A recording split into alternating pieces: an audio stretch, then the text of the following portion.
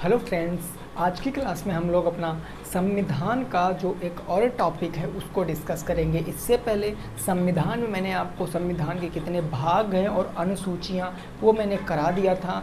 तो अब उसमें से हमको पढ़ना है भाग 2 और भाग 3, यानी भाग 2 नागरिकता और भाग 3 मौलिक अधिकार हम पढ़ेंगे। भाग 1 से कोई भी क्वेश्चन नहीं बनता है, ठीक ना। तो शुरुआत करते हैं। सबसे पहले हम देखेंगे नागरिकता से, नागरिकता के बाद देखेंगे हम मौलिक अधिकार को। तो अगर मैं नागरिकता की शुरुआत करता हूं तो पॉइंट टू पॉइंट चीज़ों को आपको समझते हुए चलना है, ठीक बात ना। देखो, ये मैं नागरिकता बताऊं तो नागरिकता लिया कहां से गया है? भारत के संविधान में। एडॉप्ट कहां से किया गया है? तो आपको याद रखना है ये ब्रिटेन के संविधान से लिया गया है। तो ये क्वेश्चन काफ़ी बार पूछा जाता है कि जो नागरिकता है वो कहाँ से ली गई है? तो ब्रिटेन से ली गई है, ये बात आपको याद रखना। और ये किस भाग में है संविधान के? अगर भाग पूछा जाएगा तो ये भाग 2 में है। और अगर आर्टिकल पूछ लिए जाएंगे, अनुच्छेद, तो अनुच्छेद कौन कौन से हैं? अनुच्छेद आपको याद रखना है 5 से कहाँ तक? 11 तक है। अब देखो, नागरिकता में कभी भी क्वेश्चन आर्टिकल से नहीं बनता है। क्वेश्चन कैसे बनता है उस बात को समझो। सबसे पहले पूछा जाएगा कि भारत में नागरिकता हम कितने प्रकार से ले सकते हैं। अगर भारत में आपको नागरिकता लेना है तो आप कितने प्रकार से नागरिकता ले सकते हो? तो याद रखना, हम टोटल 5 प्रकार से नागरिकता ले सकते हैं भारत में, ठीक बात। अब 5 प्रकार कौन कौन से हैं वो भी हमें समझना है। तो सबसे पहले अगर मैं प्रकार की बात करूं तो वो आ जाता है जन्म से।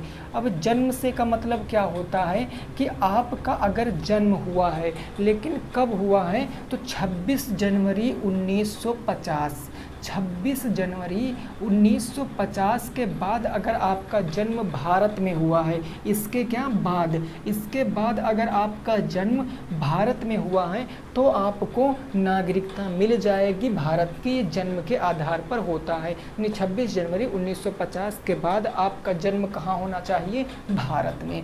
दूसरा जो प्रकार है इसको बोलते हैं वंशानुक्रम या वंश के आधार पर। हम ऐसे कह सकते हैं कि वंश के आधार पर। अब वंश के आधार पर कैसे, मतलब? तो बात को जरा आपको अच्छे से समझना है। वंश के आधार पर हमें कैसे नागरिकता मिल सकती है? तो आप देखो, 26 जनवरी 1950, 26 जनवरी 1950 के बाद अगर आपका जन्म कहाँ हुआ है?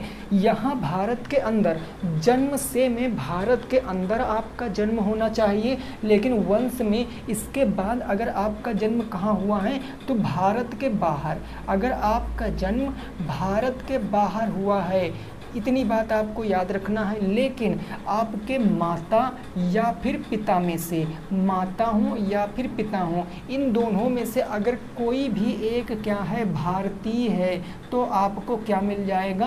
भारत की नागरिकता मिल जाएगी। वंश के आधार पे क्या है कि 26 जनवरी 1950 के बाद अगर आपका जन्म कहाँ हुआ है? भारत के बाहर हुआ है, और आपके माता या पिता में से कोई भी एक भारतीय है, तो आपको भारत की क्या है? नागरिकता मिल जाएगी। ये दूसरे टाइप की नागरिकता होती है। अगर मैं तीसरे प्रकार की बात करूं कि थर्ड में क्या आता है, तो थर्ड में होता आपका पंजीकरण। अब ये पंजीकरण क्या होता है, जरा उस बात को समझना। पंजीकरण क्या होता है? देखो, पंजीकरण का मतलब ये होता है कि आवेदन पत्र के द्वारा हम क्या करें? अपनी नागरिकता ले सकते हैं।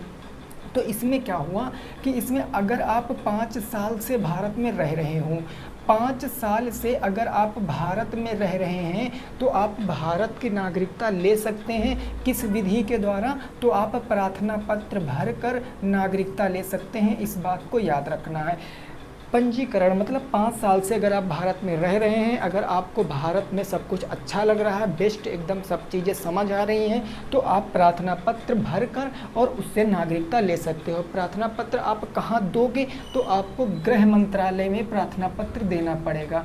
इस विषय पर ज़रूर याद रखना कि हम जो प्रार्थना पत्र देंगे वो कहाँ देंगे? गृह मंत्रालय में देंगे, क्योंकि ये जो नागरिकता है ये गृह मंत्रालय का विषय है, ठीक बात ना। चलो तीसरा हो गया। अब अगर मैं चौथे की बात करूं तो चौथा आ जाता है आपका देशीकरण, यानी हम नागरिकता देशीकरण से भी ले सकते हैं। अब देशीकरण की कुछ इंपॉर्टेंट बातें हैं जो आपको याद रखनी है।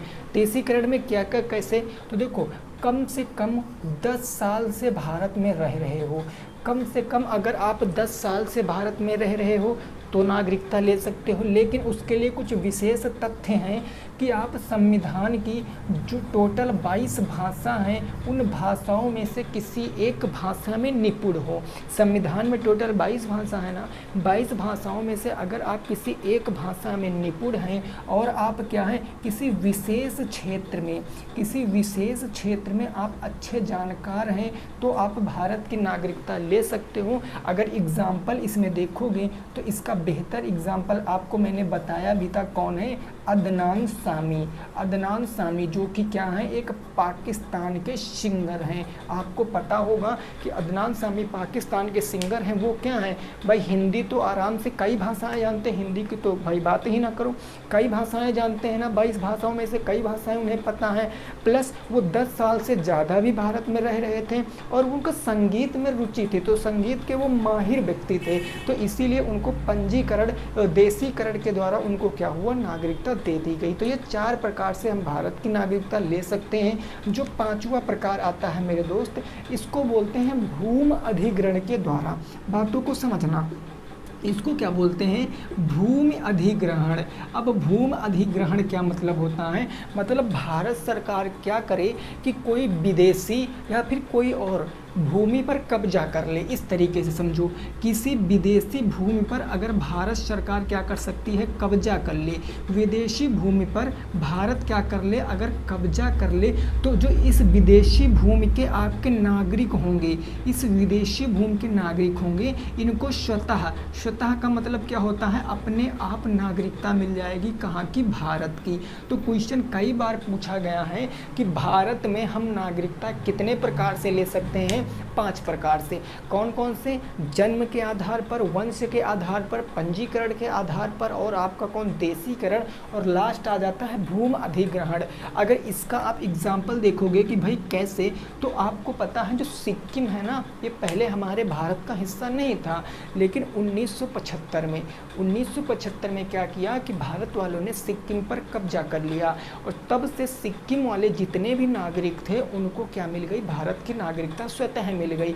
तो आप अगर एग्जाम्पल देखना चाहते हो तो आप एग्जाम्पल भी लिख सकते हो कि सिक्किम पर भारत ने कब जो है कब्जा किया, तो 1975 में। तो 1975 से सिक्किम के जितने भी लोग हैं वो अब भारत के नागरिक होंगे। ये होते हैं कि हम नागरिकता कितने प्रकार से ले सकते हैं। लेकिन अब मुद्दा आता है कि नागरिकता कब हमसे छीनी जा सकती है, तो वो भी क्वेश्चन हम देख लेते हैं। अब बात करते हैं कि नागरिकता कब हमसे छीनी जा सकती है। इस पॉइंट पर आपको चर्चा करनी है कि नागरिकता है ना, नागरिकता कब छीनी जा सकती है, कब छीनी जा सकती है। तो इसके कुछ पॉइंट हैं, जो पॉइंट हैं वो आपको याद रखने हैं। देखो जैसे पहले पॉइंट, भाई मान लिया हम यहाँ से गए बाहर, यूएसए वगैरह चले गए, तो हमको वहाँ की जो प्रकृति थी, जो नेचर था वहाँ का हमको पसंद आया, तो हम वहीं पर सेटल होना चाहे, तो इससे हम स्वतः अपने आप क्या कर सकते हैं, भारत की नागरिकता छोड़ सकते हैं। तो पहली तो बात यह आई कि हम स्वतः भारत की नागरिकता छोड़ सकते हैं, कोई हमसे ज़बरदस्ती नहीं करा सकता कि नहीं आप भारत की नागरिकता नहीं छोड़ सकते हो, हम छोड़ सकते हैं स्वतः, हमारा मन है। ये पहली कंडीशन।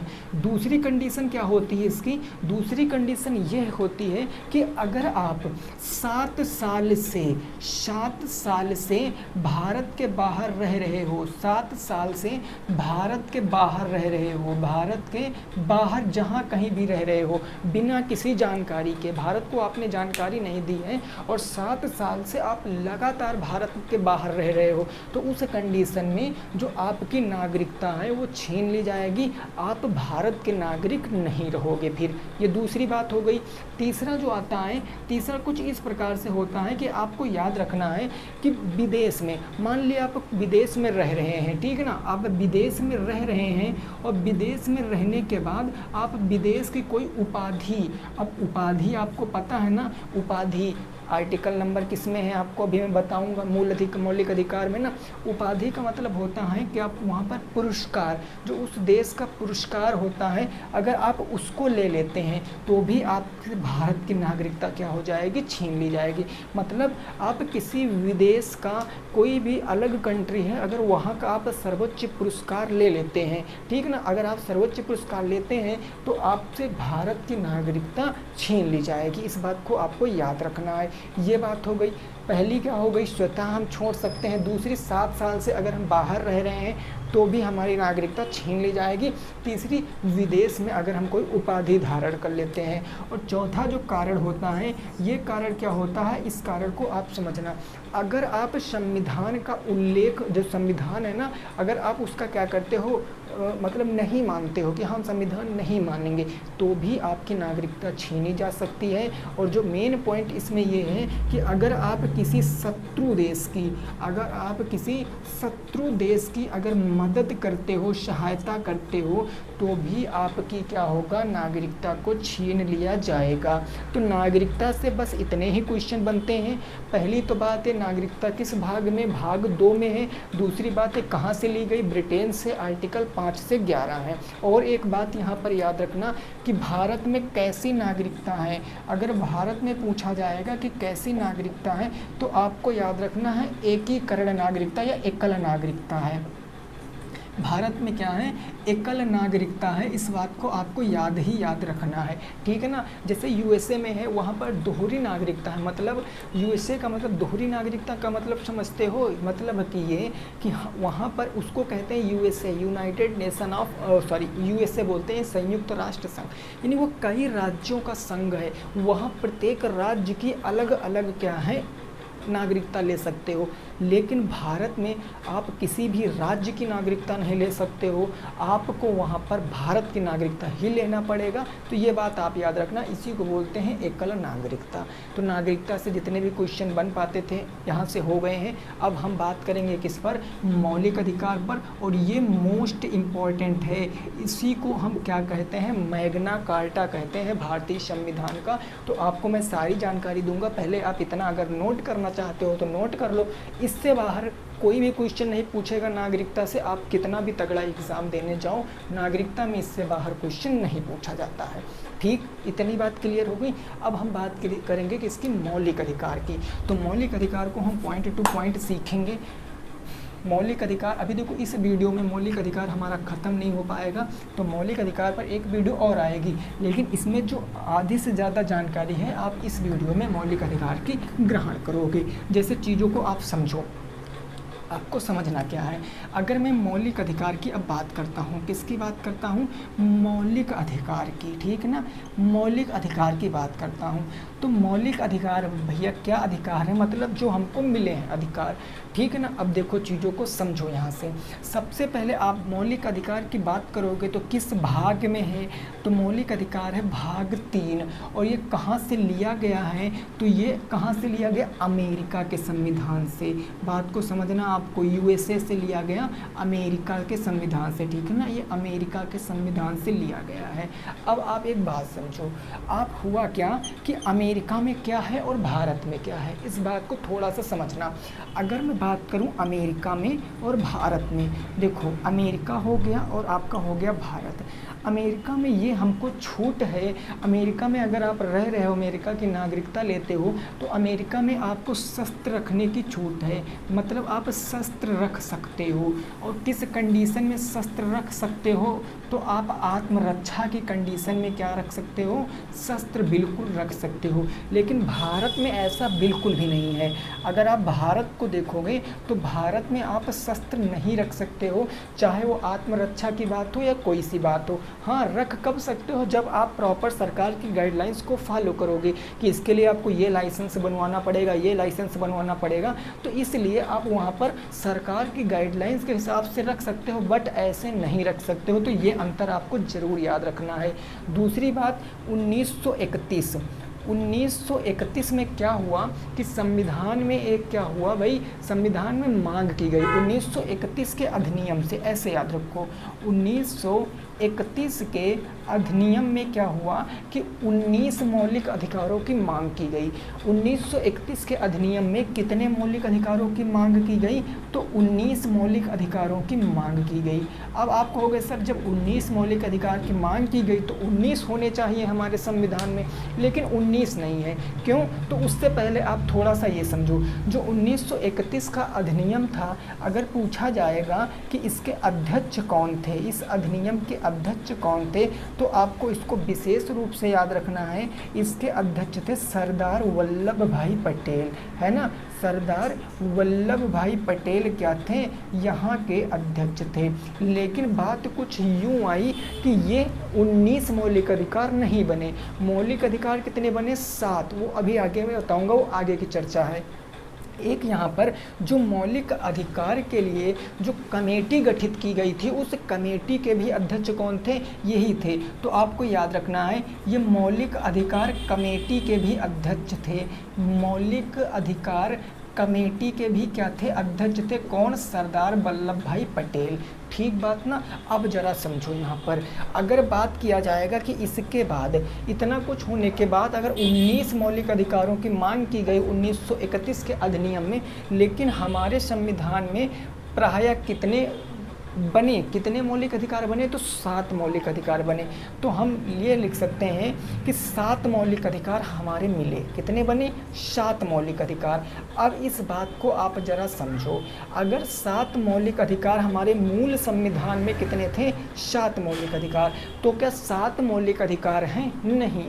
अगर वर्तमान की बात किया जाएगा, वर्तमान में कितने मौलिक अधिकार हैं?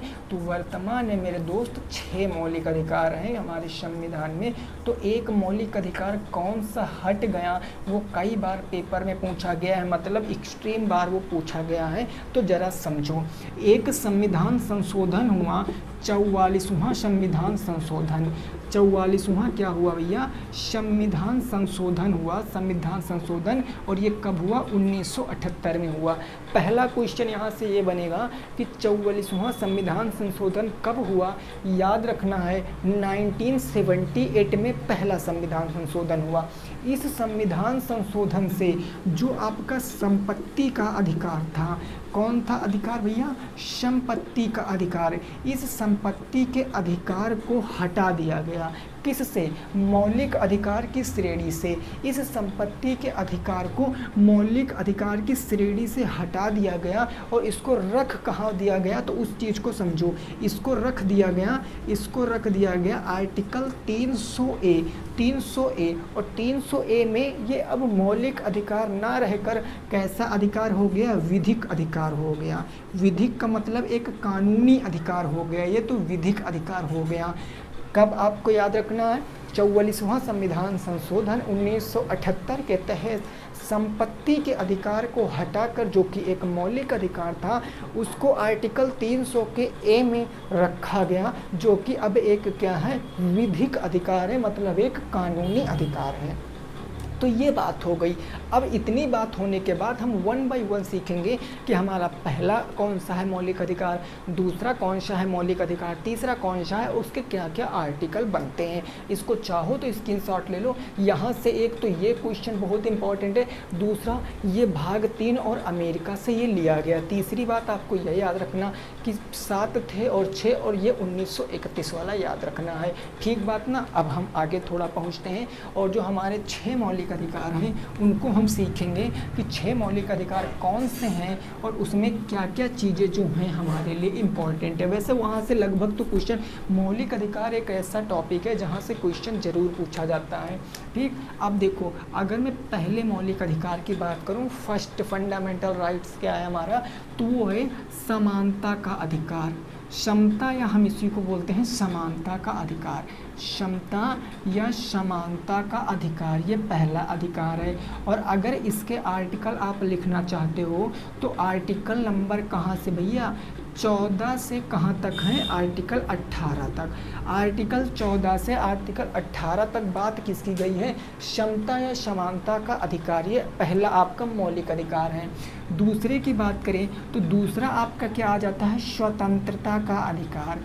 दूसरा आ जाता है किसका, स्वतंत्रता का अधिकार। और ये किस आर्टिकल में है, तो ये आपका बन जाता है आर्टिकल नंबर 19 से लेकर कहाँ तक, 22 तक। आर्टिकल 19 से लेकर 22 तक ये आ जाता है स्वतंत्रता का अधिकार। और इसी अधिकार में आपको RTI मिलेगा, आपको RTE मिलेगा, मतलब राइट टू इन्फॉर्मेशन और राइट टू एजुकेशन यही मिलेगा। तो ये बहुत ज़रूरी होता है यहाँ से ये आर्टिकल पढ़ना, ठीक है ना। तीसरा आपको याद रखना है, तीसरा होता है शोषण के विरुद्ध अधिकार, ठीक है ना। तीसरा क्या होता है, शोषण के विरुद्ध अधिकार। ये तीसरा होता है शोषण के विरुद्ध अधिकार, ये तीसरा हो गया। और इसके आर्टिकल आप याद रखोगे, इसके आर्टिकल कौन से हो गए, आर्टिकल 23 और कौन हो गया, 24। आर्टिकल 23 से लेकर कहाँ तक हो गया, 24 तक हो गया। शोषण के विरुद्ध अधिकार के बाद आपका कौन सा अधिकार आता है, धार्मिक स्वतंत्रता का अधिकार, ये चौथा हो गया। चौथा कौन सा आता है भैया, धार्मिक स्वतंत्रता का अधिकार, धार्मिक स्वतंत्रता का अधिकार। ये बात आपको याद रखनी है।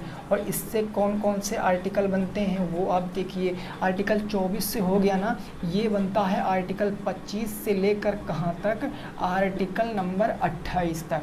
आर्टिकल 25 से 28 तक क्या बात की गई, धार्मिक स्वतंत्रता की बात की हम अपना धार्मिक प्रचार कर सकते हैं, हम मंदिर बना सकते हैं। ये सारी चीज़ें आपको जो पढ़ना है वो धार्मिक स्वतंत्रता के अधिकार में पढ़ना। ये सब नेक्स्ट वीडियो में आपको 1 बाय 1 बताऊँगा। आर्टिकल 14 से 18 में क्या है, 19 से 22 में, ये सारी मैं नेक्स्ट वीडियो बताऊंगा, अदरवाइज वीडियो बहुत लेंथी हो जाएगी।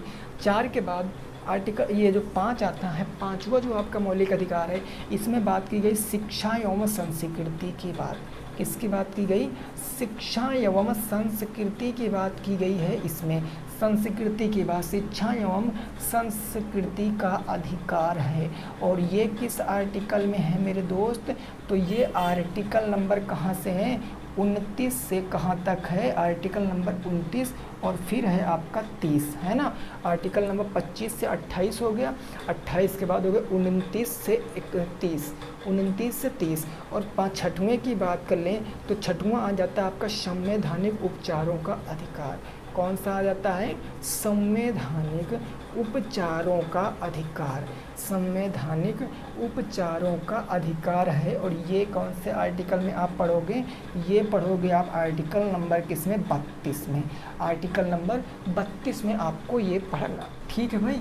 तो ये हो गए आपके नागरिकता और मौलिक अधिकार, ये चीज़ें आपको याद रखनी है। अब नेक्स्ट क्लास में आपको इन सारों को डीप में पढ़ाऊंगा, सारे आर्टिकल, यानी आर्टिकल 14 से लेकर आर्टिकल 32-35 जहाँ तक आर्टिकल हैं मौलिक अधिकार में, उन सारे आर्टिकलों को मैं आपको बताऊंगा और क्लास में ही याद करा देने की मेरी कोशिश होगी। बाकी आप पे डिपेंड करता है कि आप अपने लिए कितना मेहनत करते हो। तो उम्मीद करते हैं आपको ये क्लास समझ में आ गई होगी। मिलेंगे आपसे नेक्स्ट क्लास में। जय हिंद, जय भारत और वंदे मातरम।